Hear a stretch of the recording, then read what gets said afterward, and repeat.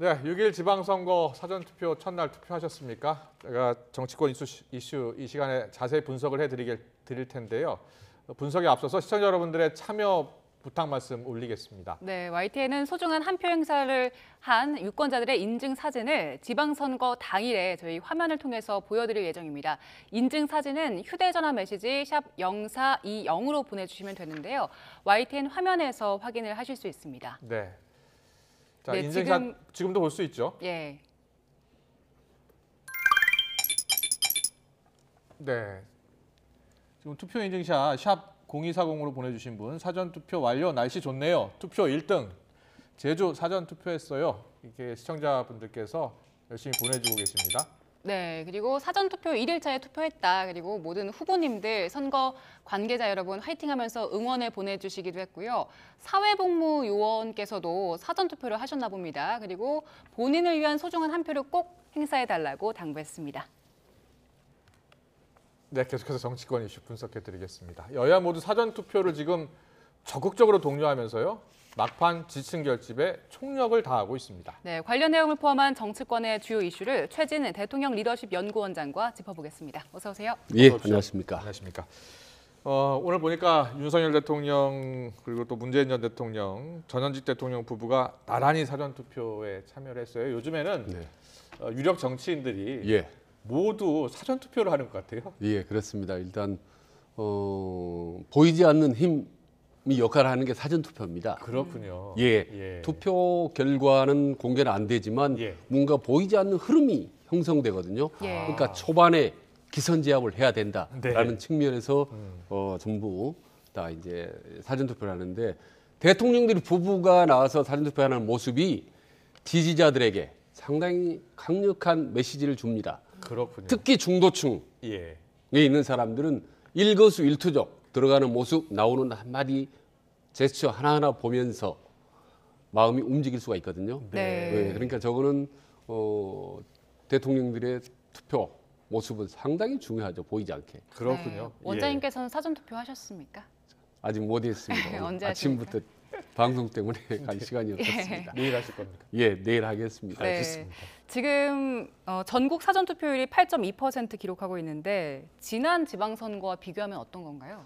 그러니까 지금 4시 현재로는 한 1.12% 정도 높더라고요. 예.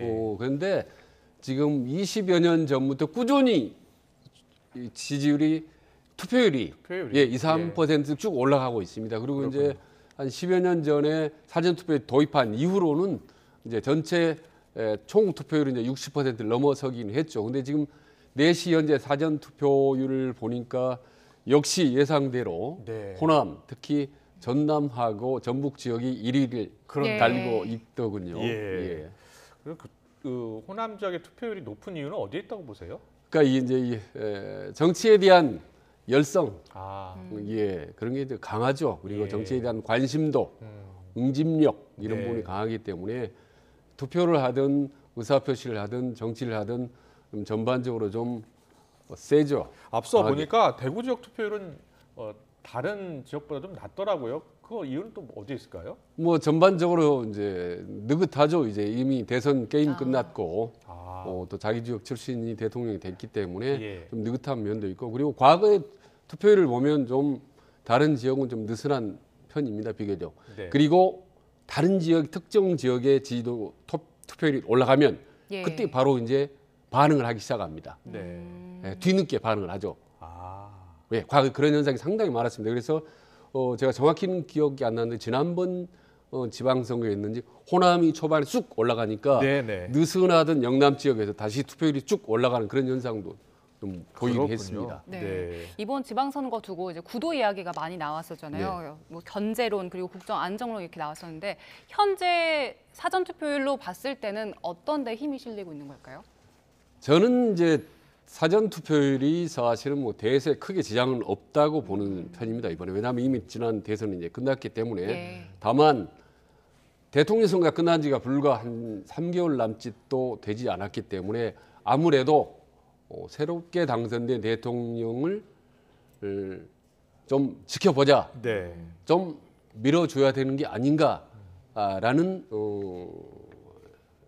전국 안정론, 네. 예. 허니문 마인드가 작동을 하기 때문에 예. 아무래도 분위기상 전반적으로 좀 집권 여당에게 좀 유리하게 흐름이 형성되는 건 예나 지금이랑 비슷합니다. 네. 자, 지금 여야 모두요. 지지층의 투표를 독려하고 있습니다. 투표해야 이긴다. 이런 지금 이야기를 하고 있는데요. 권성동 국민의힘 원내대표죠. 그리고 인천 계양을에 출마한 이재명 민주당 총괄선대위원장의 목소리를 차례로 듣고 오겠습니다. 어떠한 일이든 미리미리 준비하고 대비하는 것이 중요합니다. 투표도 마찬가지입니다. 본투표보다 사전투표일에 투표하는 것이 더욱더 중요합니다. 우리 국민의힘 지지자 여러분들께서는 본투표 이전에 사전투표를 활용해 주시기 부탁드리겠습니다. 투표하면 이긴다. 여론조사가 아니라 실제 투표 많이 하는 식이 이깁니다. 새로운 세상을 위해서, 희망 있는 세상을 위해서 꼭 투표하십시오. 투표하면 이깁니다. 네, 고맙습니다. 네, 지금 여야 모두 투표하면 이긴다 이렇게 이야기하고 있거든요. 이번 지방선거 판세를 좌우할 수 있는 요인 몇 가지 좀 짚어주시겠습니까? 이번 지방선거는 이제 대선 2라운드라고 하기 때문에 전반적으로 큰 흐름으로 결정이 될 것이다. 말하자면 작은 변수라든지 갑자기 돌발 변수로는 판세가 결정되지 않는다. 그래서 그렇군요. 저는 세 가지 사건을 계기로 해서 국민들의 표심이 결정될 것이다. 첫 번째로는 청와대 개방이 잘했느냐 못했느냐. 예. 두 번째로 민주당의 강공 전략이 예. 옳으냐 아니냐. 마지막으로 이재명의 출마가 네. 과연 바람직한가 아닌가라는 세 가지 저는 심리 변수를 두고 유권자들은 판단을 할 거라고 봅니다. 지층마다 엇갈린 해석 평가가 나오잖아요. 예, 아마 제가 말씀드린 세 가지를 유심히 생각을 해보면 대충 어느 쪽으로 더 유리할 것 같다라는 판단을 아마 누구나 쉽게 어렵지 않게 아마 할 거라고 봅니다. 네. 현재 지금 판세를 분석한 걸 보면 국민의힘이 9곳에서 우세하고 민주당이 4곳에서 우세하고 경합을 벌이는 곳이 4곳입니다. 네.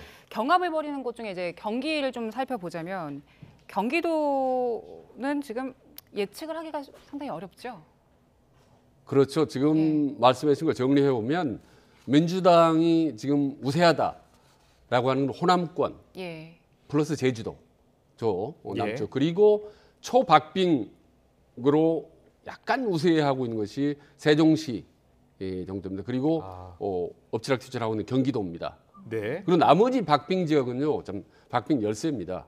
네. 그렇기 때문에 3곳 플러스 4곳이 우세하는 거죠. 그리고 나머지 박빙 지역에 한 3군데 정도만 민주당이 차지할 수 있다면 내부적으로 승리다, 선전했다라고 얘기할 수 있지만 나머지 지역 어느 지역도 지금 안심할 수가 없습니다. 호남 플러스 제주 외에는 솔직히 말씀드리면 대부분이 불안불안한 상태입니다. 지금 저희가 보여드리고 있는 저 판세는 방송 3사가 여론조사인데 방송 3사가 또 이번 지방선거 역시 출구조사를 할 예정이고요. 그 출구조사하는 기관 코리아 리서치, 한국 리서치, 입소스 이렇게 3개 기관이 공동 조사한 겁니다. 여론조사마다 좀씩 차이가 있더라고요. 어떤 데는 뭐 오차범위 밖으로 우세했던 후보가 또 다른 여론조사에서는 또 오차범위 내에서 지는 경우도 있고. 최진 원장님은 여론조사 전문가니까요. 이 지방선거가 다른 선거보다 사실 여론조사로 맞추기가 어렵다면서요? 예, 그렇습니다. 근데 희한하게 말입니다. 한 15년 전부터 지방선거가 완전히 쏠림 현상으로 갑니다. 어느 한쪽에 몽땅 몰아붙여주거나 아니면 완전히 완패를 선거나 묘하게 그렇게 갑니다. 지난 그 2018년 지방선거 때는 민주당이 압승했잖아요. 그렇습니다. 아주 그때는 이제 심했죠. 그런데 그 전에 몇 때 어떤 선거에는 서울에서 25군데 구청장을 24곳. 한국당 25군데입니다. 다 승리했던 적도 있었습니다. 그런 적이 있었나요? 예, 박근혜 정부 때 하는 있었고요. 지난번에는 이제 24군데를 했지 않습니까? 24군데를 민주당 승리를 했죠. 그렇습니다. 서초구청 빼고. 예, 그렇습니다. 그다음 경기도만 하도 31군데의 기초단체장 시군구가 있지 않습니까? 근데 민주당이 29군데를 차지했습니다. 지난 지방선거에. 엄청난 거죠. 인천에서 10개에서 9개를 민주당이 차지했습니다. 그렇군요. 그러니까 이건 뭐 거의 완전히 원사이드죠. 쏠림 현상이 나타나는 거예요? 어떻게 분석해요? 모르겠습니다. 원래대로 한다면 지방선거는 지역적 특성이 있는 거고 네. 또 인물이 각각 제각기 다름에도 불구하고 네. 지방선거는 그 전 선거라는 후 선거하고 큰 흐름 속에 가는 것 같다라는 생각이 듭니다. 아직도. 근데 이번 지방선거의 특징 가운데 하나가 예. 대통령 선거를 치르고 나서 얼마 안 돼서 하는 선거잖아요. 예. 그래서 좀 다른 때 선거하고 다를 것 같거든요. 조금 다를 수 있는 게 뭐냐면요. 2030 표심입니다. 네. 1530이요? 예, 과거에 사전 투표를 한다. 혹 투표율이 높다라고 한다면 젊은 층이 나서서 진보 정당을 많이 지지했지 않습니까? 예. 근데 지난 4월 7일 재보선 그리고 이어서 이번 대선을 계기로 해서 2030이 진보로부터 중도로 많이 옮겨왔습니다. 예. 거기다가 남녀 성별 대입으로도 젠더 간의 갈등이 있지 않습니까? 2030이. 그래서 이번 대선 이후로 과연 지방선거에서 2030이 과연 어떻게 표심을 정리하느냐. 어떤 표심을 보여줄지 보여주는 관전 포인트다. 또, 이렇게 중요한 보시는 관전 거죠? 포인트죠. 알겠습니다. 과연 대선 때처럼 가느냐 아니면 대선과는 또 다른 관전 포인트를 보여주느냐에 따라서 민주당이 나름대로 선전을 하느냐 상당히 많이 어려우겠는지 그 이제 갈림길이 될 거라고 봅니다. 네. 네, 지역별로 여론조사 결과를 조금 더 자세하게 살펴보겠습니다. 먼저 경기도부터 좀 볼까요? 자, 경기도 지금 보시면 김동연 후보가 39.1%고요. 김은혜 후보가 37.7%입니다. 신뢰 범위가 오차 범위가 3.1% 포인트에서 3.5% 포인트 수준이네요. 네. 지금 이 상황이면 상당히 박빙인 거죠. 그렇습니다. 지금 오차범위 박빙이 열세였는데 지금 바로 다른 중앙일보 갤럽 여론조사를 보면 또 오차범위를 벗어나서 김은혜 후보가 우세하지 않습니까? 예. 그러니까 네, 두 개를 갤럽 조사는 종합해보면 저렇게 나타났습니다. 예, 거의 오차범위 벗어날 정도로 두 후보가 지기도 하고 이기기도 하고 이런 결과가 나오거든요. 어떻게 봐야 돼요? 차이가 근데 왜 이렇게 큰가요? 저는요, 과거의 예로 보면 집권 초기에는 집권 여당의 후보가 프리미엄을 상당히 누리게 됩니다. 네. 그래서 시간이 하루, 이틀, 사흘 지날수록 솔직히 말씀드리면은 집권 여당의 프리미엄이 작동을 계속하게 되거든요. 네. 그렇다면 김동연은 그러니까 야당 후보는 어떤 프리미엄을 작동을 시켜야 되는 건지 네. 그걸 보여줘야 되는 겁니다. 그건 본인이 혹은 민주당에서 국민들 이런 게 있었네라고 깜짝 놀랄 만한 이목을 끌 만한 스포트라이트 네. 효과를 보여줘야 되는 건데 과연 그게 있을지 만약 그게 없이 지금 이 상태로 티격태격 서로 인신공격하면서 지금 이 상태로 가면 집권 여당 후보가 아무래도 조금 더 유리하다고 볼 수밖에 없습니다. 실제로 뚜껑을 열어서 표 계산을 해봐야지 아는 게 네, 민주당에서는 야권 지지층이 여론조사에 응답을 하지 않고 있는 비율이 높은 것 같다. 예. 이런 분석을 내놓거든요. 예. 그 분석은 어떻게 보세요? 그 분석은 뭐 저는 크게 비중을 안 둡니다. 그건 마이너한 조그마한 변수라고 보는 거예요. 결국 경기도는 1,300만 명의 대륙 큰 땅덩어리 아니겠습니까? 결국은 윤석열이냐 아니면 이재명이냐 대선 2라운드. 라는 대선의 2라운드 표심으로 갈 수밖에 없다고 보는데 네. 그렇다면 막 당선된 대통령을 제끼고 심판을 할 수 있겠는가? 이 허니문 기간 동안에 예. 그런 점에서 본다면 아무래도 집권 여당이 좀 더 유리할 수밖에 없다고 봅니다. 예. 지금 이재명 후보 같은 경우는 인천 계양을에 출마를 했잖아요. 네. 이재명 후보도 최근에 보면 집권 초기이기 때문에 여러 예. 가지 어려운 선거다. 하지만 인천을 중심으로 해서 승리를 하고 네. 그 승리의 범위를 좀 더 넓혀 나가겠다. 예. 이렇게 이야기하고 사실 선거 전에 뛰어든 건데 인천 계양을이 생각보다 만만치 않은 상황입니다. 어떻게 예. 보고 계세요?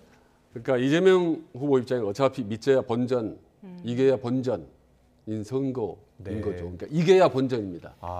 사실 이런 선거인데 그래서 제가 여러 번 강조를 했다시피 이재명 후보가 여기서 이겨서 재기를 하려면 네. 최소한도 득표율이 50%를 넘고 네. 2위인 윤형선 후보 차이가 최소한 10%포인트 이상은 넘어야 10%. 나를 이겼다라고 생각할 수 있는데 예.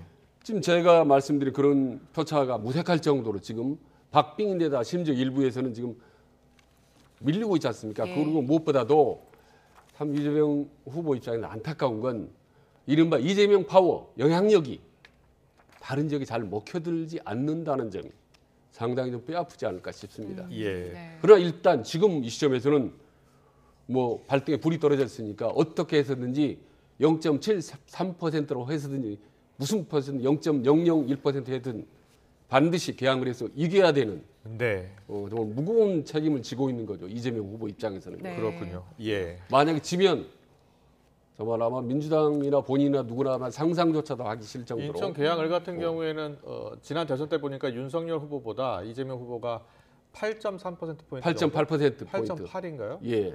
8%포인트 넘게 이긴 곳이기 때문에 예. 충분히 유리할 것이다라고 판단을 한 것 같아요. 그런데 대선 분위기하고 지금 이 보궐선거 분위기하고 좀 다르다고 보시는 거예요?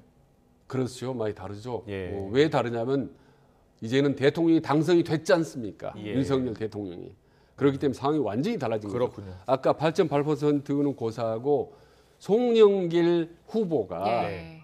개항을 해서 5번이나 국회의원을 했습니다. 예. 5사 20 거의 20여 년 가까이 아, 거기서 국회의원을 했기 때문에 제가 알아본 바로 거기에 정말 송영길 대표의 기반, 네. 조직이 정말 탄탄하다더라고요. 그럼에도 불구하고 지금 밀리고 각축을 벌인다.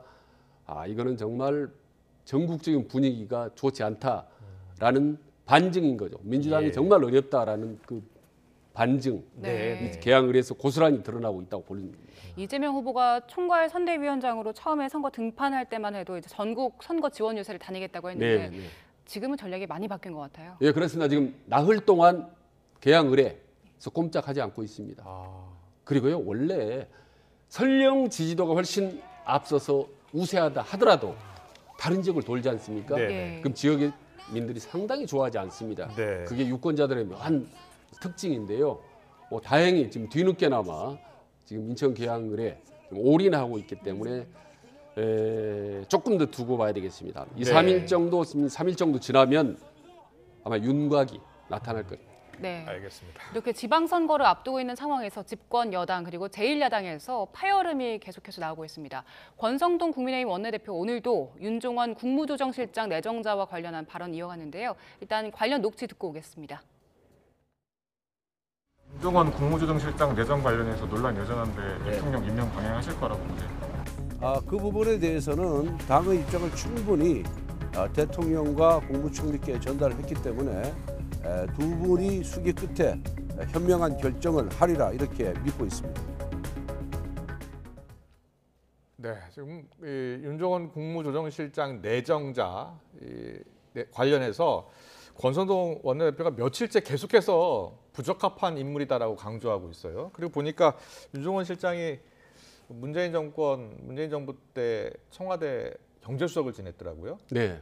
이런 부분이 윤 정부의 국정 철학과 맞지 않다 이런 예. 생각을 하고 있는 것 같아요. 그렇지만 한덕수 또 총리는 같이 일할 만한 사람이다, 훌륭한 사람이다 이런 평가를 하고 있는 거거든요. 네.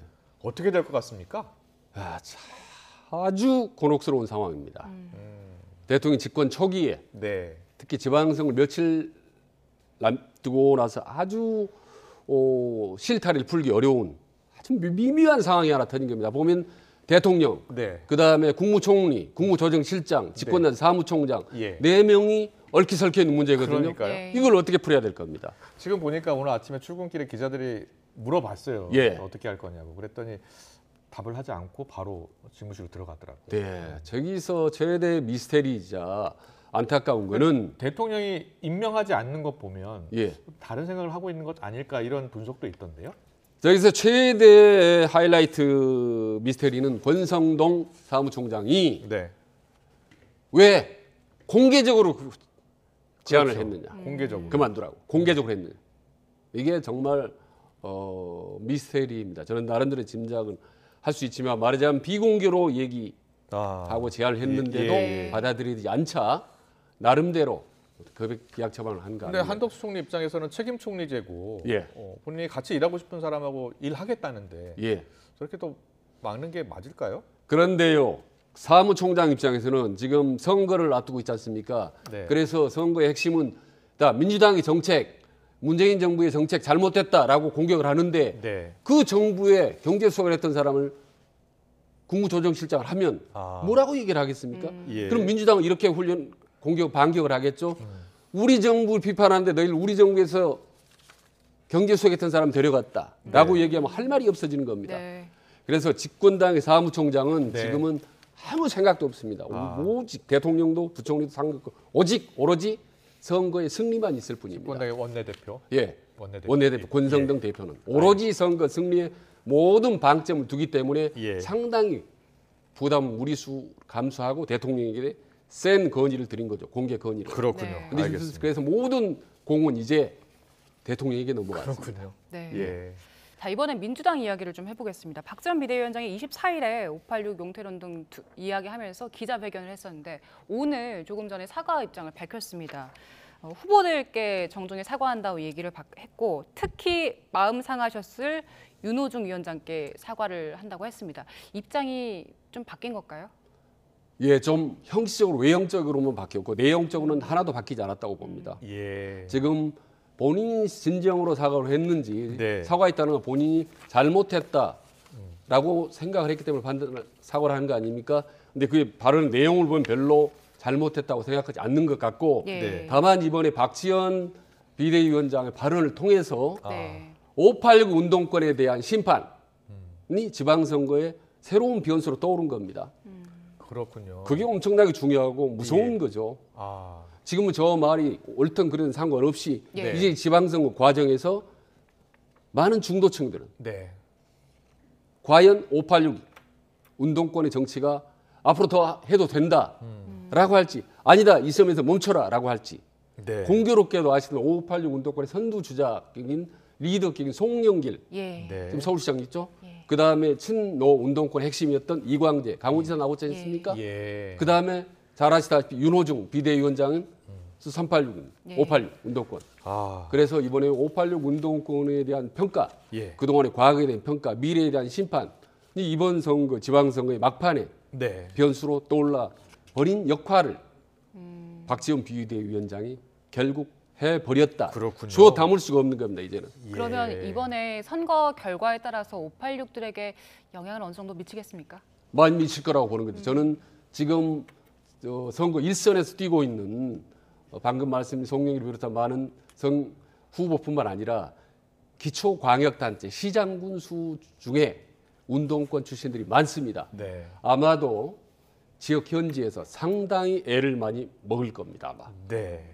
아마 그런 점 때문에 전략적으로 아마 뒤늦게나마 사과를 하는 모습을 박지원 위원장이 박지원 보였다고 비대위원장의 이번 사과를 전략적 사과로 이렇게 보시는군요. 그렇습니다. 예, 알겠습니다. 워낙 막판이기 때문에 결국 선거 끝나고 나면 다시 586 용태론이 이슈로 부각될 것 같다라는 분석해 주셨습니다. 알겠습니다.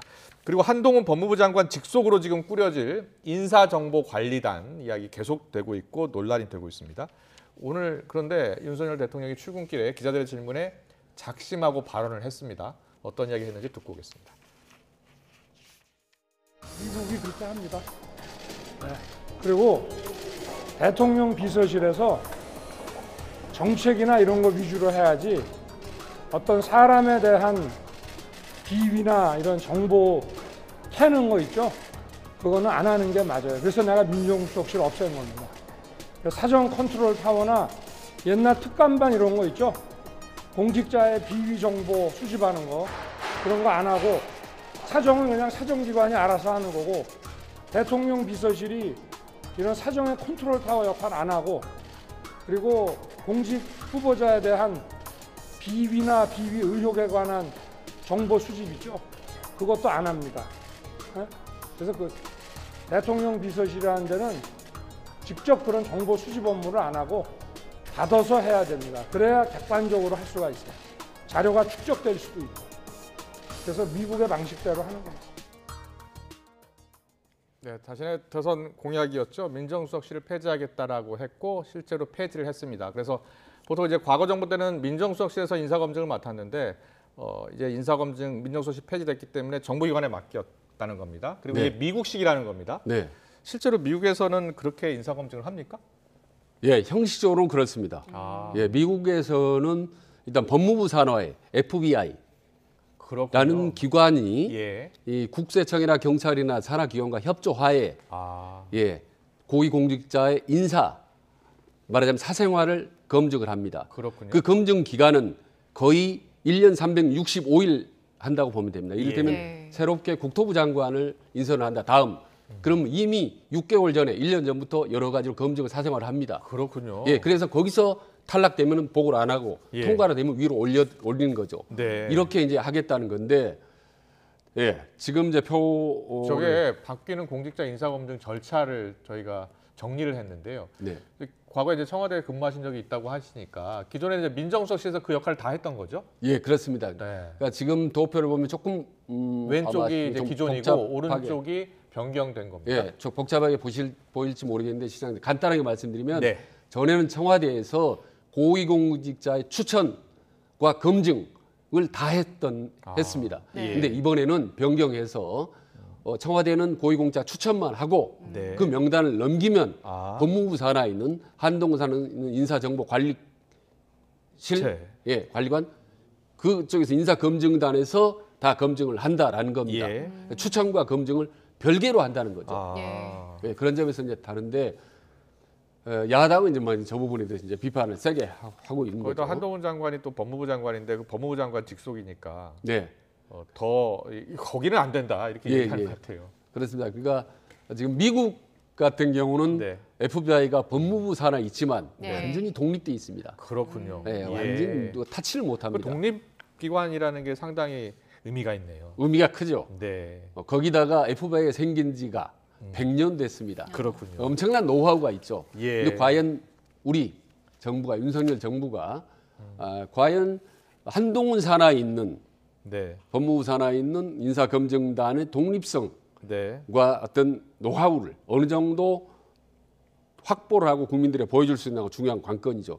그런데요, 사실은 결론적으로 이제 부연 설명하면 지금 윤석열 대통령은 네, 대한민국 권력 구조를 지금 개편하고 있는 겁니다. 사실 이거는 인사의 문제가 아닙니다. 민정수석실의 폐지 문제가 아니라 예. 권력 구조 개편하고 있는 그 중책을 말하자면 한동훈 법무장관에 맡겨서 네, 지금 진두지휘를 하고 있는 상태거든요. 그렇군요. 그렇기 때문에 이 부분에 대해서 누가 엔티를 걸거나 비판하면 민감한 반응을 네, 윤석열 대통령이 보이고 있는 거죠. 그래서 그렇군요. 오늘 이렇게 제스처도 예, 크고 권력 구조 목소리도 전반을 높아요. 개척하고 있는데 예. 네, 이 부분에 대해서 작은 강론을 가지고 제동을 걸 필요가 있느냐라는 네, 것이 윤석열 대통령의 생각인 것 같습니다. 그렇군요. 알겠습니다. 뉴스 속보가 지금 방금 들어왔는데요. 여야가 내일 저녁 8시네요. 추경안 이제 전체 규모는 59조 정도 되는데 실제로 이제 자영업자분들 손실분 반영하기 약 36조 정도 되는 이 추경안과 관련해서 여야가 이제 내일 본회의를 열기로 했다라는 그 뉴스 속보가 들어왔습니다. 다시 한번 전해드리겠습니다. 네, 국회의장 주재로 원래는 오늘 본회의가 예정이 돼 있었는데 오늘 회의는 무산이 됐고요. 내일 저녁에 추경안을 처리하기 위한 본회의가 개최되는 걸로 잠정 합의가 됐습니다. 네, 다시 한번 전해드리겠습니다. 잠정 합의군요. 내일 저녁 8시, 토요일 저녁 8시네요. 예. 추경안 처리 본회의 열기로 여야가 합의를 했는데 일단 잠정 합의입니다. 예. 뉴스 속보 전해드렸습니다. 네, 최준 원장님, 이 네. 선거 앞두고 있으니까 예. 이 추경안 처리가 쉽지 않을 것 같아요. 예, 그렇습니다. 왜냐하면은 지금 예. 추경을 어떻게 해서든지 선거 전에 좀 처리했으면 좋겠다는 국민힘입니다. 이게 예. 추경 예산 처리가 되면요, 그렇군요. 아무래도 정부 여당이 유리하죠. 네, 민주당 입장에서는 예, 그걸 그냥 보겠습니까? 가능한 한 좀 하루라도 늦췄으면 네. 하는 게 전략이죠. 그래서 그렇군요. 예, 모든 것들이 이제 기승전 지방선거 선거군요. 이기 때문에 알겠습니다. 너무 중요합니다. 6월 1일 이후에는 또 한 번 세상이 확 바뀔 것 같아요. 예. 그렇군요. 완전히. 알겠습니다. 지방선거 오늘부터 사전투표 시작이 됐습니다. 투표를 적극적으로 해주시기 바랍니다. 지금까지 정치권 주요 이슈 최진 대통령 리더십 연구원장과 함께했습니다. 잘 들었습니다. 고맙습니다. 예, 고맙습니다.